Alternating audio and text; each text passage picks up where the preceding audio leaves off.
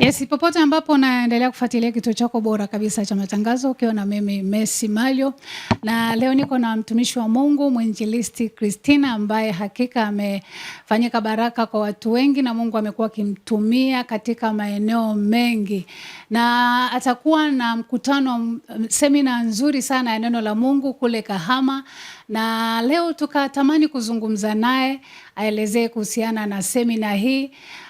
Na wewe mtazamaji, mfuatiliaji ambaye umekuwa ukifuatilia huduma yake, wewe ambaye uko karibu maeneo ya Kahama unaweza ukakaribia kwenye semina hii, lakini pia wewe mfuatiliaji tunakuhabarisha tu kwamba Inua TV tutakuwepo pale kurusha semina hii mubashara kupitia kituo chako bora kabisa cha matangazo. Lakini pia pamoja naye tuko naye mume wake Baraka ambaye ameambatana naye, na yeye pia tatamani kuzungumza naye mawili matatu, anazungumziaje huduma ya mke wake.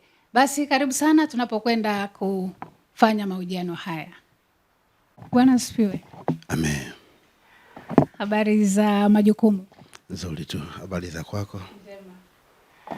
Tunatamani kuanza kufahamu wale ambao ndo wanakutazama kwa mara ya kwanza. Tumekuwa tukimuona zaidi mtumishi Christina, leo tumebahatika kumuona mume wake. Tuanze kwa kukufahamu na alafu pia tutaanza sasa kuzungumzia wewe kama mume wake unazungumziaje kwa ufupi huduma ya mke wako. Karibu.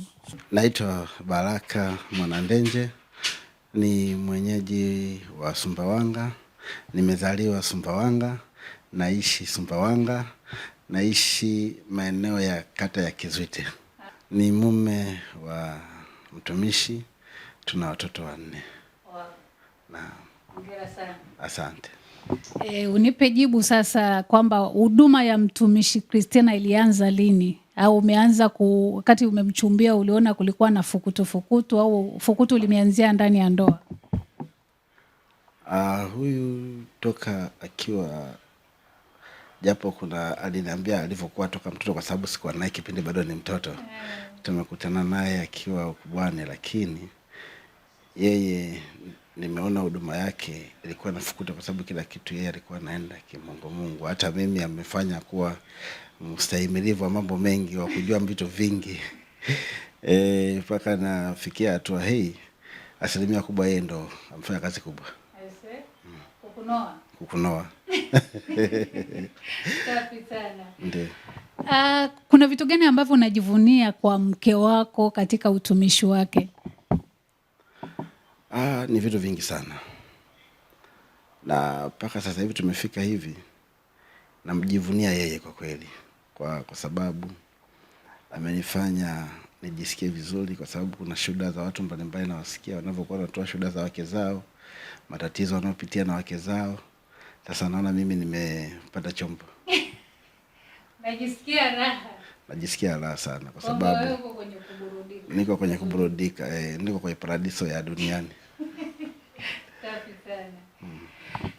Tulikuwa tunaendelea kuzungumzia huduma ya mke wako, na tukatamani kufahamu, kwa sababu amekuwa pia akishuhudia namna ambavyo Mungu amekuwa akimtumia kwa watu. Sasa tukatamani kufahamu na kwako wewe kama mume wake, kuna matukio gani ambayo pengine aliwahi kukuambia yakatokea na ukayashuhudia? Kuna kipindi katika utafutaji nilikuwa naenda kutafuta mali fulani, lakini nilipomwelezea mke wangu akaniambia usiende. Sasa bahati mbaya nikataka kutumia ule ubaba ili niweze nisisikilize ule alivyokuwa ananiambia yeye kwamba nisiende. Kwa nikataka nikatumia mabavu yani kwenda kule. Lakini nilipoamua kwenda, kama mnavyojua baba hatupendi kushuka. Tunaona mke anapokuambia kitu unaona ni kama anakuchelewesha, kwa sababu ilikuwa ni issue ya kuhusu pesa. Kwa hiyo wewe unapokuwa una hali ya kutafuta pesa, ukiona mtu anaweka vidhibiti mbele, unaweza kuweka unaona kama anaweka uzibe. Lakini sasa nilipoenda huko, nikatumia ubaba, nikaenda huko. Bahati mbaya nimefika huko sikufanikiwa, na wakati wa kurudi ndo nikapata ajali ya pikipiki nikiwa naendesha mwenyewe. Kwa hiyo nilipata shida baadaye, ile pikipiki ikawa inatakiwa kutengenezwa. Baadaye nikauza paka kiwanja kwa ajili ya kushughulikia yule mgonjwa ambaye pata naye ajali. Kwa hiyo nawatia moyo wakina baba, kina wenye waume, wenye wake, kama inawezekana una changamoto, mke wako anakuambia kitu, jaribu kusikiliza kwa makini, tulia, siwe na haraka ya kuchukua hatua au ya kufanya kwa sababu wanaume tunapenda kujiinua sisi, kushuka aga tu. Sio rahisi, lakini sio, haitakiwi uwe unatumia kila kitu mabavu, kila kitu unatumia ubaba. Matokeo yake ndo hayo. Wanawake wanaona mbele sana kuliko sisi tunavyotazama. Kuna kipindi nilikuwa naenda, aliniambia kuhusu kazini. Nikamwambia leo ukifika kazini utapata shida namna hii. Itakupelekea kufukuzwa paka kazi. Lakini nilipofika kweli kazini haikuchukua muda mrefu na ikatokea. Kwa hiyo kwa neema ya Mungu na nimejifunza toka baadhi ya matukio aliyokuwa ananiambia hayo, nimejifunza kuwa natakiwa kumsikiliza sana mwanamke. Mke wako akikwambia kitu unatakiwa kuwa makini, usikurupuke kila kitu. Ndio hivyo. Ni mambo mengi sana ameyafanya. Kuna tukio moja niliwahi kusikia akishuhudia kwamba ulikuwa kazini huko mbali, yeye akawa ametamani kukuona kwa muda mrefu. Kuna scenario fulani alikaelezea hapo, natamani utuambie. Ni kweli nilikuwa niko sehemu fulani, nilikuwa nafanya kazi mbali kidogo ya mkoa wetu. Nilipokuwa nafanya kazi upande ule, alinipigia simu akaniambia, mbona naona kama umelala na viatu alafu hujaweka hata neti, mbu anakung'ata, na ulisema huko kuna mbu kweli. Lakini baadaye kweli niliposhtuka nikakuta nimelala hivyo kwa sababu nilikuwa nafanya kazi usiku na mchana. Nijikuta nimechoka, nimelala hivyo.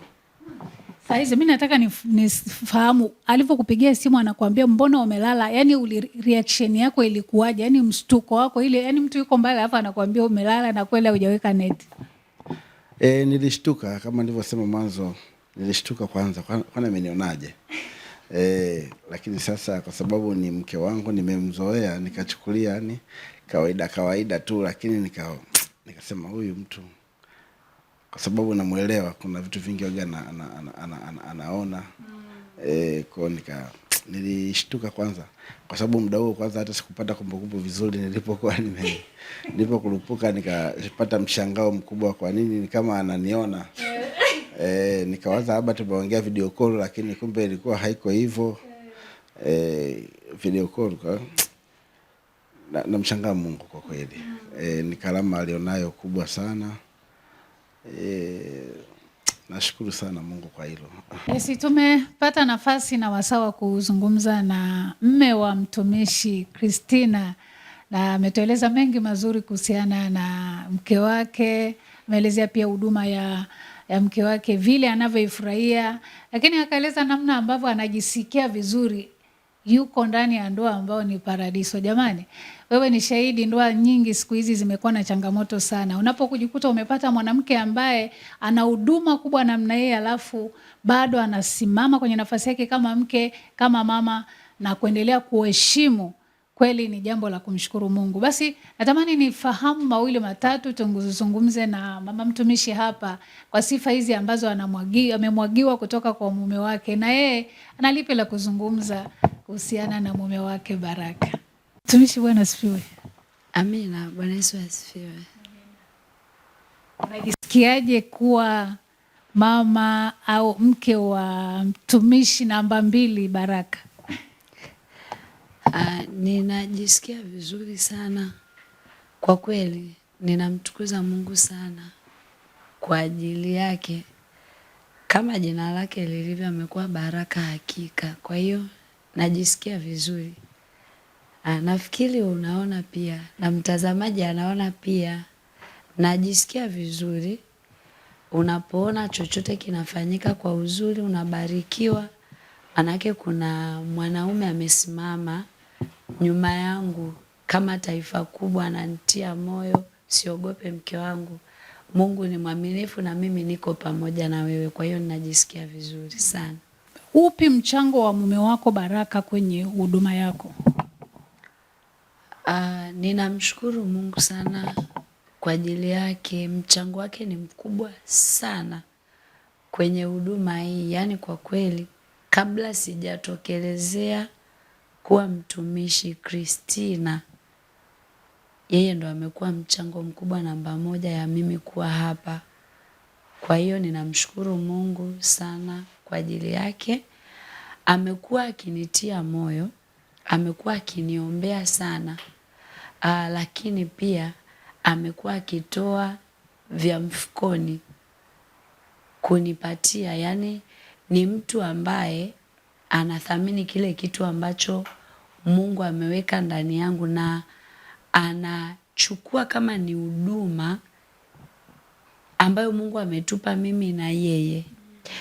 Na ndo maana umemsikia amesema ni mtumishi namba 2, lakini mimi nasema ni mtumishi namba 1.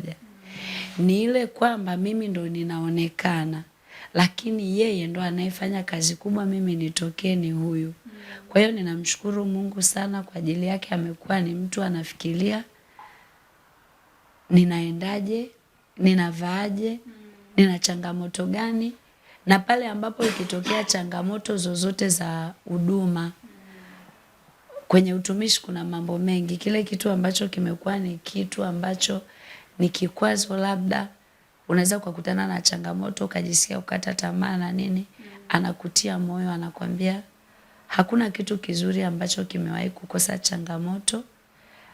Basi songa mbele, mimi niko pamoja na wewe, ninakuombea. Kuna nyakati ninakuwa sisikii kuacha watoto nyumbani, lakini anasema mimi kwa sababu nipo, nitabaki na watoto, nenda kamtumikie Mungu. Kuna yale majira ambayo anapata nafasi kama hivi, anasema twende wote. Na kwa kweli nikiwa naye kwenye huduma najisikia vizuri zaidi, kwa sababu ananitia moyo, ananiombea nikiwa nahubiri, naona taifa kubwa yupo pembeni yangu. Kwa kweli ninamtukuza Mungu sana kwa ajili yake, wala sichukulii kuwa kawaida. Sichukulii kuwa naye kuwa ni kitu cha kawaida. Ninajisikia kabisa kunyenyekea mbele za Mungu, na ninamuombea kwa Mungu aendelee kumtunza kwa ajili ya utumishi alioweka ndani yetu. Ameelezea kwamba wewe ni mke ambaye una play part yako, yani yule ambaye unataka umsumbue awe ekaeka. Mara nyingi nimekuwa nikishuhudia wanawake wengi, akiona ana huduma fulani, hata kama ni ya uimbaji, ameshakuwa famous, anajulikana, anakuwa na kiburi fulani hivi, hata cha kuheshimu mume anakuwa hayupo. Na mara nyingi tumeshuhudia hizi ndoa zimekuwa mara nyingi zimevunjika. Una neno gani kwa yule mwanamke ambaye unaona kwamba ana kitu cha Mungu ndani yake, lakini pia wakati mwingine anajisahau kusimama kwenye nafasi yake kama mke na kama mama kwenye familia? Kitu ambacho ninaweza nikakisemea kwa mimi ninatambua kwamba huduma au vipawa ama karama au utumishi wote tumepewa kwa neema ya Mungu. Yani ni Mungu ndo anayetoa. Kwa hiyo sio kitu ambacho unaweza ukajivuna nacho kiasi kwamba kikutoe kwenye maeneo ambayo unatakiwa kufanya kwa uaminifu kabisa, hasa kwenye eneo la ndoa. Niseme hivi, mimi ninaweza kusema hivi kwa watumishi wenzangu ambao ni wamejulikana labda hata kupita mimi, au wengine bado wanakuja wako nyuma yangu. Tunapojulikana, hatujulikani kwa sababu tuna sifa fulani, lakini kwa sababu Mungu anataka kupeleka kitu chake kwa watu, ndivyo anavyotoa kibali na neema cha kujulikana. Mimi ninachoamini, ili Mungu awaufikie watu, kuna kitu huwa anatoa kinaitwa kibali. Kwa hiyo kile kibali, ili mtu akupokee, lazima akukubali. Kwa hiyo wala sio kitu cha kushikamana nacho, kama tunavyojifunza kwenye Biblia kwenye kitabu cha Wafilipi ile sura ya 2 kuanzia mstari wa 5. Biblia inaongea pale, mtumishi wa Mungu Paulo ameongea kwa habari ya maisha ya Yesu alivyokuwa, kwamba licha ya kwamba alikuwa na namna ya Mungu, lakini aliona sio vitu vya kushikamana navyo, alinyenyekea ili aje atupate sisi. Kwa hiyo hata kama mtu utajulikana, endelea kubaki kuwa wewe, hasa kwenye familia. Na ninachoamini Biblia inasema chuma unoa chuma. Utendaji wa Mungu unategemea mtu aliyejiweka vizuri. Kwa hiyo wenzi tulionao ni mume, ni mke, ni watu wa baraka sana. Hata kama kuna kitu hauoni kinafanyika, lakini ni watu wa baraka. Kwa mfano mwanamume, Biblia inasema ni kichwa cha familia. Kwa hiyo uwe na uhakika kwamba zile baraka za utawala wa mwanaume, kama ambavyo Paulo alitolea mfano kwamba ni kama Kristo na kanisa. Zile baraka tunazozipata kupitia Yesu Kristo ni baraka ambazo mimi kama mwanamke ninaamini ziko kwa mume wangu kupitia uwepo wake kwenye maisha yangu. Kwa hiyo ninachojua, ili niendelee vizuri, ili niwe na utumishi wenye matokeo, lazima nafasi ya huyu mume ibaki pale pale. Haijalishi watu wananipigia simu, wanajieleza, yani ninachoamini hawaelezi eti kwa sababu nafanya vizuri, hapana. Wanaeleza kwa sababu ya kile kitu ambacho Mungu ameweka ndani yangu, na kile kitu sio cha kwangu. Kwa hiyo hakiwezi kusababisha nisifanye majukumu ambayo ni ya kifamilia, hasa kwa mume wangu. Na nikiamini kabisa kwamba zile baraka, ule utulivu ambao huyu baba ananipa, ndio unaonifanya niwe hivi. Kwa hiyo ni lazima niwe tayari kuishi kama mke na sio kama mtumishi. Tumekuwa tukiishi maisha ya furaha na amani katika familia yetu. Tunamshukuru Mungu sana. Ninamshukuru Mungu kwamba mume wangu ameeleza vitu kadhaa. Kwa kweli unapokuwa na kitu cha kimungu ndani, kwa sababu ni mchakato unaoanzia rohoni, ni kitu ambacho hakina umbo kwa nje. Kwa hiyo kidogo unaweza ukasema mtu asielewe, lakini ninamshukuru Mungu kwamba mume wangu, baada ya kutambua kile kitu ambacho Mungu ameweka ndani yangu, amekuwa bega kwa bega. Lakini huko mwanzoni ilikuwa ni kamchakato kidogo. Nilikuwa ukimwambia kitu haamini haraka, kwa sababu unajua ya mambo ni ya kiroho, ni vitu ambavyo havionekani kwa macho. Kwa hiyo ninakumbuka kuna baadhi ya vitu ameviongea. Ninaikumbuka hiyo siku alikuja nyumbani akaniambia, mke wangu, tulikuwa tunapita kwenye changamoto ya uhitaji wa fedha, uchumi ulikuwa mbaya kweli. Basi kakutana na watu huko, kuna biashara wakasema wafanye pamoja. Kaniambia, ni mke wangu, hivi unajua tutapata hela? Hivi unajua nikienda kule tutapata hela kubwa? Kuna mahali tunaenda, tuko na jamaa fulani, tunaenda kufanya biashara 1 2 3. Basi mimi Roho Mtakatifu akahuzunika ndani yangu na kunizuia, kana kwamba kuna kitu ambacho kinaenda kutokea sio kizuri. Nikamwambia, hapana mume wangu. Maana ilikuwa sasa inabidi akaazime pikipiki ya watu, akope hela ajaze mafuta.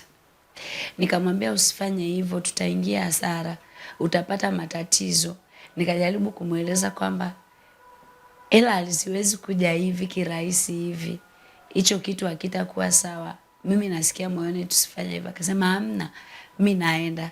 Basi akaondoka, nikakaa pale nyumbani sina amani. Ilipofika saa 7 usiku, saa 8, nikamsikia mtu anaongea kama amemleta nyumbani. Nikafungua mlango, nikakuta yani yuko hoi, alikuwa amepata ajali mbaya sana. Ile ajali kwa kweli ni Mungu tu ninamuona, maana walipata ajali, waligonga ng'ombe, yule mwingine kavunjika mguu hivyo. Kwa hiyo sasa akawa anaumwa, nikaa ninamkanda, yani alikuwa hawezi kitu, nikaa ninamsaidia, lakini tukapata hasara kubwa zaidi. Tulikuwa na kiwanja, ikabidi tumtibie yule mtu ambaye alipata naye ajali, lakini tulipe na pikipiki. Kwa hiyo ilikuwa ni changamoto kwa kweli, haikuwa nzuri sana. Kwa hiyo ni matukio ambayo yalikuwa yanatokea Yalivyofika mahali akaona sasa huyu ni mtumishi wa Mungu, Mungu anamtumia, kuna kitu akisema kinatokea, basi ni vizuri nikaa namsikiliza na nikawa naleta mada mezani, tupange hivi, tupange hivi.